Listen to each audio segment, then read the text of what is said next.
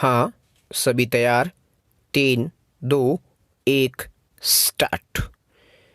चाय की थड़ियों को विमर्श का नया केंद्र या आधुनिक चौपाल कहा जाए तो अतिशयोक्ति नहीं होगी। विराम।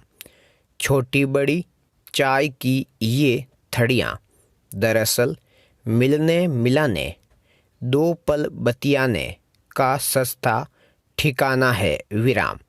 इसे हम अपनी प्रेमिका से गुफ्तगू करने या अभिसार के नितांत निजी क्षणों के रूप में तो उपयोग नहीं कर सकते, लेकिन संक्षिप्त मुलाकात करने, कुछ बातों के आदान प्रदान के बहाने मिलने के प्राचीन पनघटों की तरह उपयोग कर ही सकते हैं। विराम।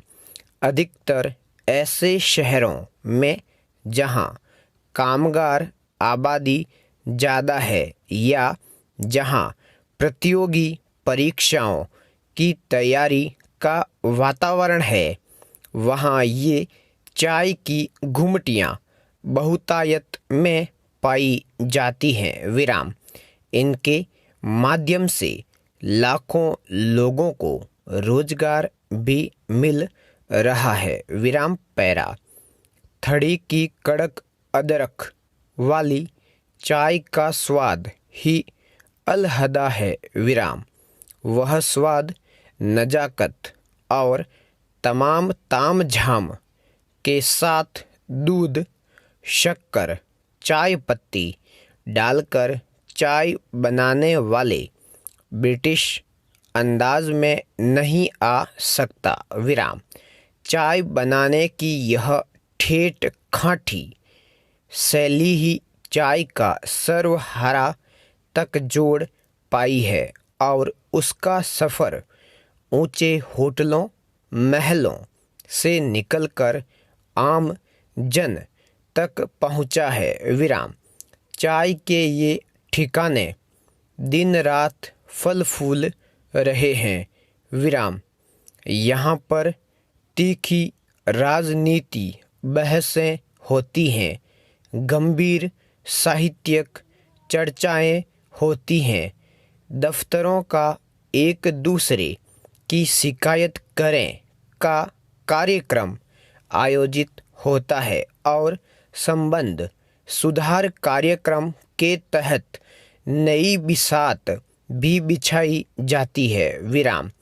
चाय की इन थड़ियों पर विद्यार्थी और सरकारी या गैर सरकारी कर्मचारी से लेकर मजदूर और पार्टी कार्यकर्ता तक थकान मिटाने, ऊर्जा हासिल करने और भड़ास निकालने भी आते हैं। विराम। पैरा।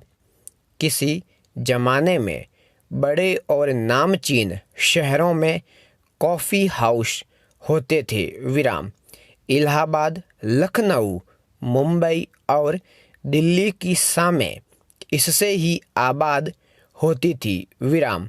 कलाकारों, पत्रकारों, साहित्यकारों के ये प्रिय ठिकाने थे जहां खुलकर संवाद होता था, नई योजनाएं जन्म लेती थी और तीक्ष्ण बहसें भी आकार लेती थी। विराम। आज वे कॉफ़ी हाउस लुप्तप्राय हैं। विराम।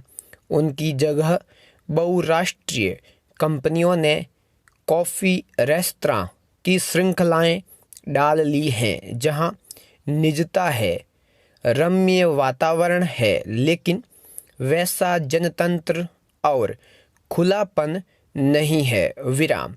असल में निजीकरण ने मनुष्य को एकाकी छोड़ दिया है, जहां उसे अवकाश तो है लेकिन संवाद के रास्ते बंद हो गए हैं। विराम। वह अलग थलग पड़ गया है। विराम।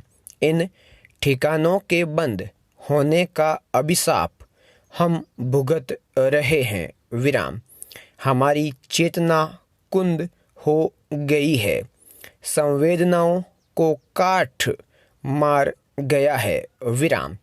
बस फेसबुक पर किसी के निधन के मौके पर RIP लिखकर कर्तव्यों की इतिश्री की जा रही है विराम।